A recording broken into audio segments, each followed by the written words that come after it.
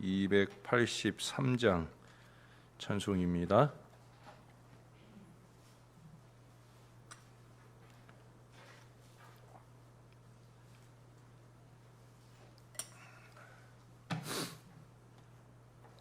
나 속죄함을 받으노 한없는 기쁨을 다 헤아릴 수 없어서 늘 찬송합니다.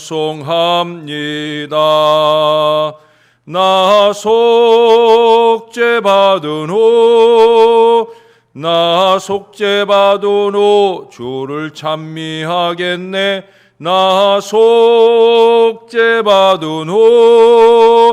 주의 이름 찬미하겠네. 나 속죄함을 받으노 내 마음이 새로워 주 뜻을 준행하면서 제 길을 버리네. 나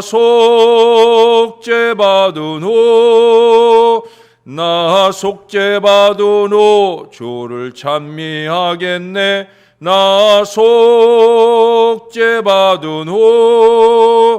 주의 이름 찬미하겠네. 나 속죄함을 받으노 성령이 오셔서 하나님 자녀 된 것을 곧 증언합니다. 나 속죄받으노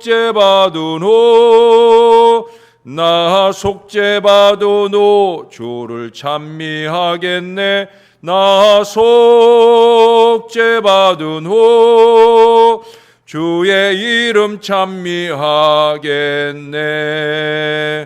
나 속죄함을 받으노 보혈의 공로로 내 주의 은혜 입으니 늘 평안합니다. 나 속죄받으노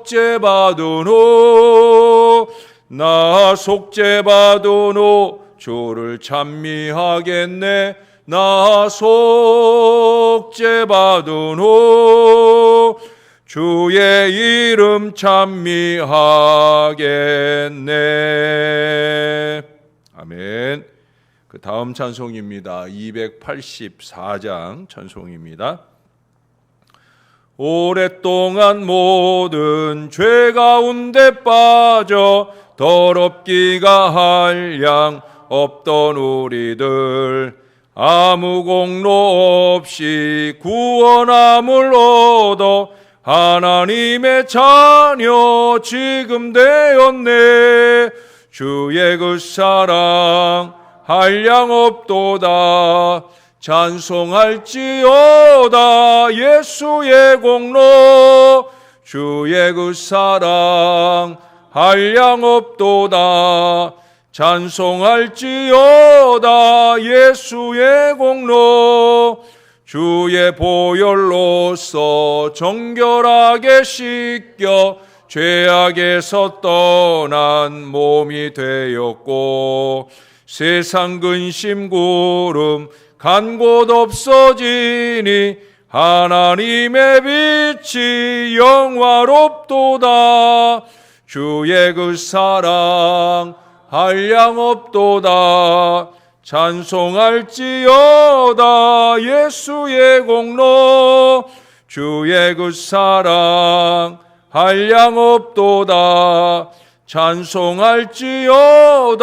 예수의 공로 죄의 깊은 잠과 뜬 세상의 꿈을 어서 깨어나라 나의 친구여. 은혜 받을 날과 구원 얻을 때가 지금 온 세상에 선포되었네. 주의 그 사랑 한량없도다. 찬송할지어다 예수의 공로. 주의 그 사랑 한량없도다. 찬송할지어다 예수의 공로.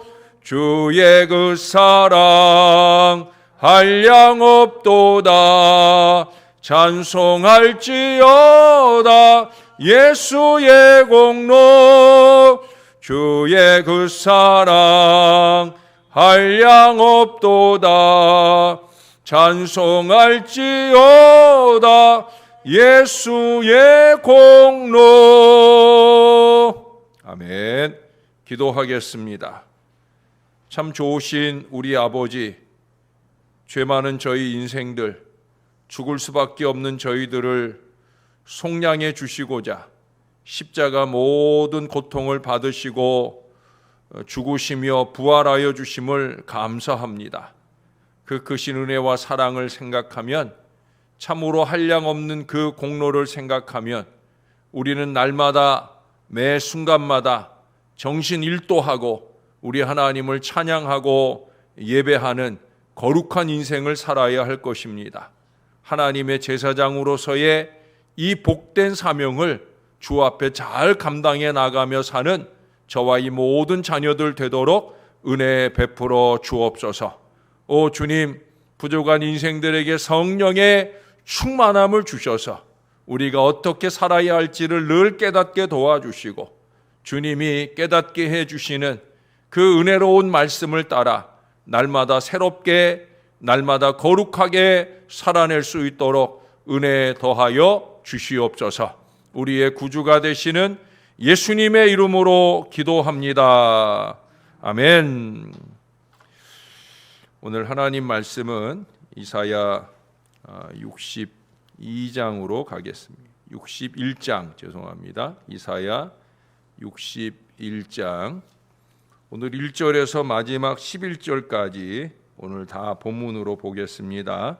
한 절씩 교독해 읽습니다. 11절은 같이 읽겠습니다.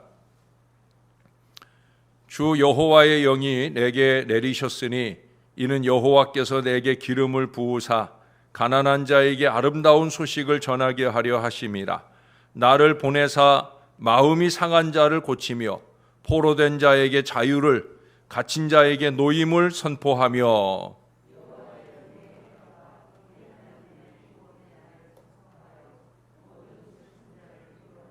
무릇 시온에서 슬퍼하는 자에게 화관을 주어 그 죄를 대신하며 기쁨의 기름으로 그 슬픔을 대신하며 찬송의 옷으로 그 근심을 대신하시고 그들이 의의 나무 곧 여호와께서 심으신 그 영광을 나타낼 자라 일컬음을 받게 하려 하심이라.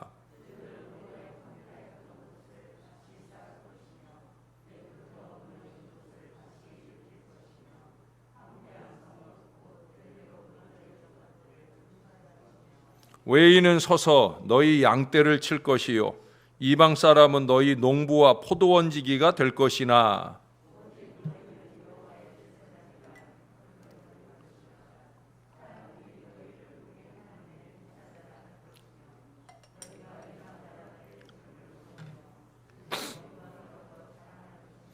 너희가 수치 대신에 보상을 배나 얻으며 능욕 대신에 몫으로 말미암아 즐거워할 것이라. 그리하여 그들의 땅에서 갑절이나 얻고 영원한 기쁨이 있으리라.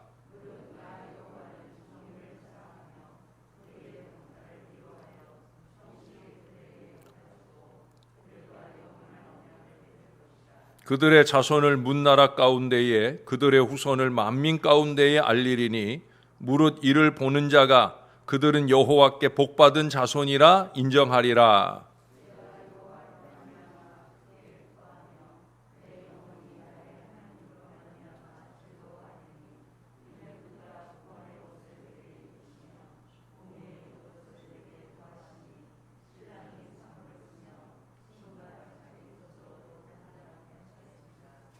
땅이 싹을 내며 동산이 거기 뿌린 것을 움돋게 함같이 주 여호와께서 공의와 찬송을 모든 나라 앞에 솟아나게 하시리라.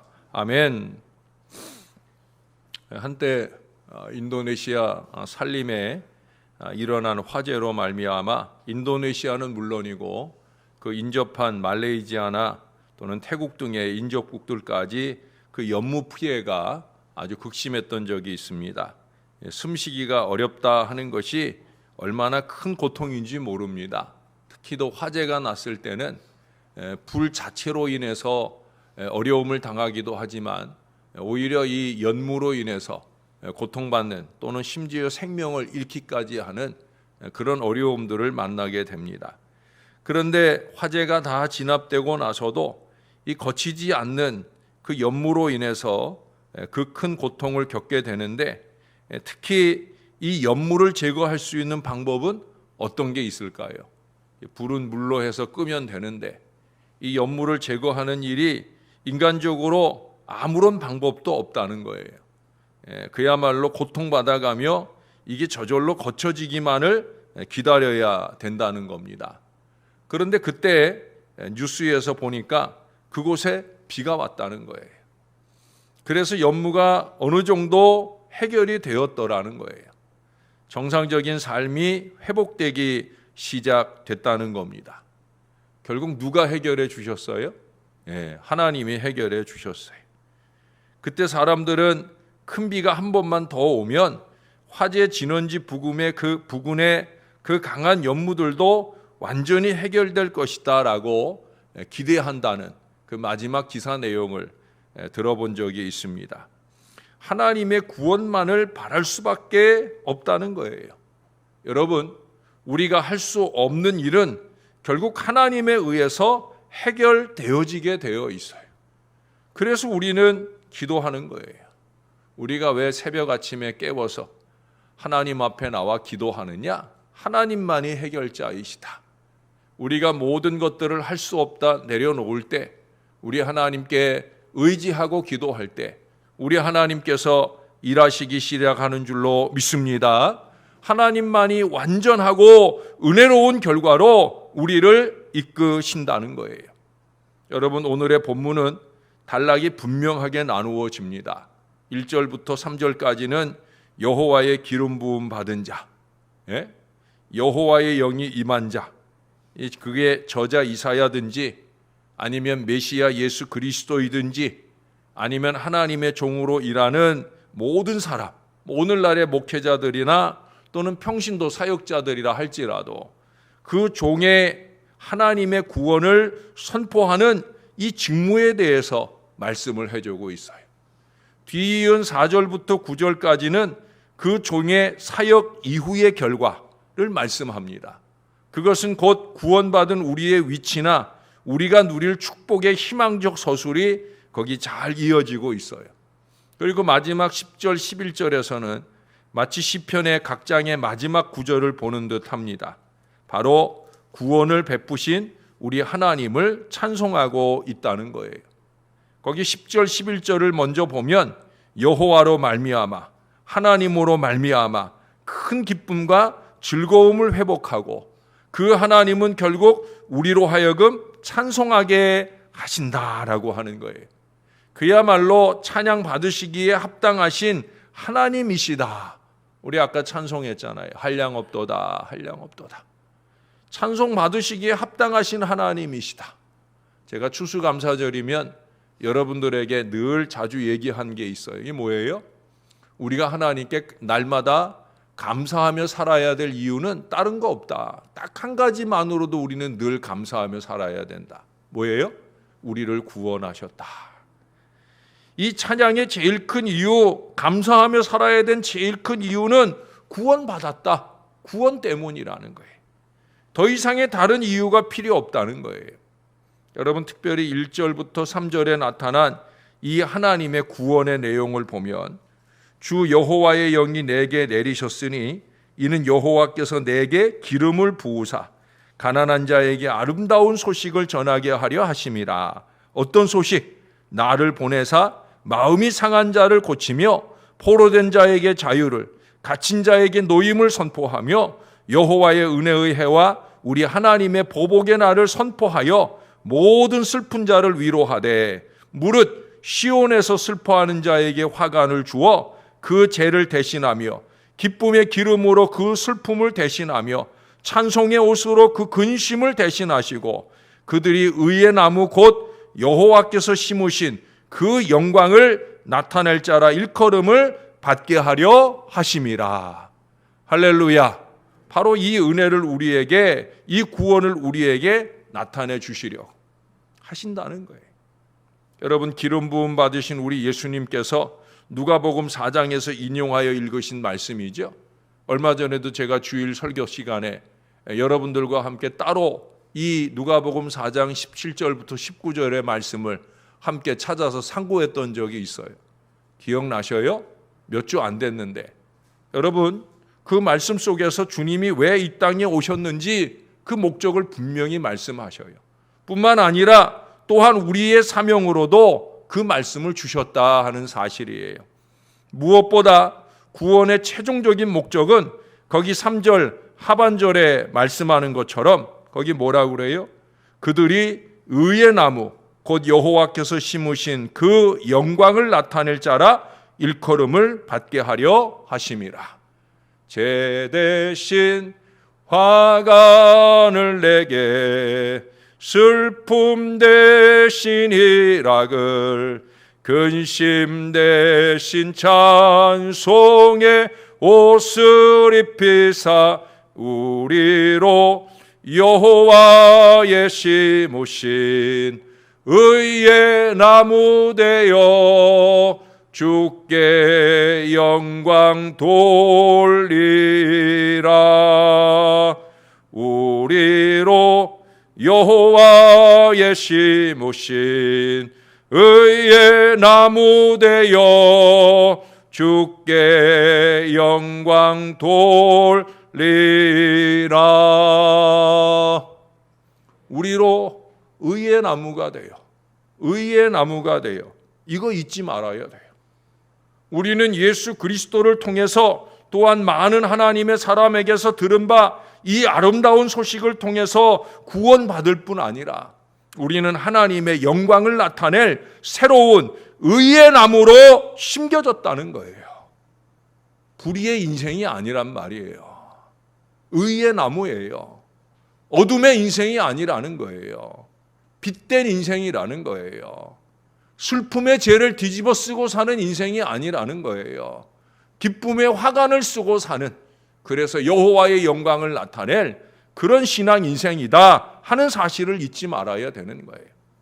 우리는 구원받음 그 자체로서 우리를 향한 하나님의 계획이 끝나는 것이 결코 아니에요. 그 이후에 우리에게 새롭게 부여되는 사역이 있다는 거예요. 6절에 보면 이런 말씀을 하잖아요. 오직 너희는 여호와의 제사장이라 일컬음을 받을 것이라. 사람들이 너희를 우리 하나님의 봉사자라 할 것이며. 뭐라고 그래요? 예? 의의 나무는 여호와의 제사장으로서 우리 하나님의 봉사자로서의 거룩한 의무가 주어졌다는 거예요. 우린 그렇게 살아야 되는 거예요. 거룩한 제사장, 예? 하나님의 봉사자, 이 사명의 자리를 놓치면 안 된다는 거예요. 나무는 사람에게 유익을 줍니다. 맛있는 각종 열매를 공급해 줄 뿐 아니라 옷감이나 종이나 가구의 재료를 공급합니다. 어떤 나무는 약용으로 쓰이기도 하고요. 건축하는데 없어서는 안 될 원목을 제공하기도 합니다. 아까 그 인도네시아, 말레이시아 이곳에 그 보르네오라고 하는 곳이 있잖아요. 우리나라에 보르네오 가구라는 게 있잖아요. 그 보르네오에 가면 정말 축축 뻗어 있는 대단한 나무들이 있어요. 네, 정말 신기할 정도로. 그래서 그 나무와 나무 사이를 막 이렇게 줄다리로 연결해 놓고 이 얼마나 깊은 밀림을 우리에게 제공하는지. 그 밀림 속에서 공기가 정화될 뿐만 아니라 또 여름에는 얼마나 시원한 그늘을 제공하는지 참으로 귀중한 존재가 아닐 수 없다는 걸 느끼게 됩니다. 그러나 아까도 말씀드린 것처럼 그 인도네시아 화재 때처럼 제 역할을 수행하지 못하고 악한 불길이 타오르게 되어질 때 인간에게 해악을 끼치며 생명을 앗아가기도 합니다. 여러분, 의의 나무여야 할 저와 여러분이 우리의 역할을 제대로 못하면 거룩한 제사장, 하나님의 봉사자로서 하나님께 영광이 될 하나님의 뜻을 이루지 못하는 인생을 살면 우리도 똑같은 거예요. 우리 안에 가득한 악의 불길로 많은 사람들을 사르고 해야 하는 어리석은 인생을 살게 될 수밖에 없다는 거예요. 여러분, 우리가 여기 9절에서 말씀하는 것처럼 만민 중에 우리가 여호와께 복받은 자손이라 인정받을 만한 그런 결실들을 드러내놓지 못한다고 하면 우리는 그처럼 무익하고 쓸모없는 존재일 뿐 아니라 오히려 하나님의 영광을 가리고 다른 사람도 실족시키는 해악의 존재가 되어버리고 만다는 걸 잊지 말아야 된다는 거예요. 제발 잊지 말아야 됩니다. 자기는 잘한다고 하고 다니는 일들이 악한 불길을 일으킴으로 공동체를 해롭게 하고 세상 사람들로 하여금 교회를 손가락질받게 하는 어리석음을 범해서는 절대 안 된다는 거예요. 러시아의 유명한 작가 가운데 도스토예프스키라고 하는 분이 있어요. 전 이분 이름이 참 어려워가지고 이분 이름을 얘기할 때마다 힘들던데, 이분의 작품 가운데 백치라고 하는 작품이 있는데 그 작품 속에 보면은 사형대에 오르는 한 사나이의 독백이 나옵니다. 그가 사형 집행 5분 전에 이렇게 독백을 합니다.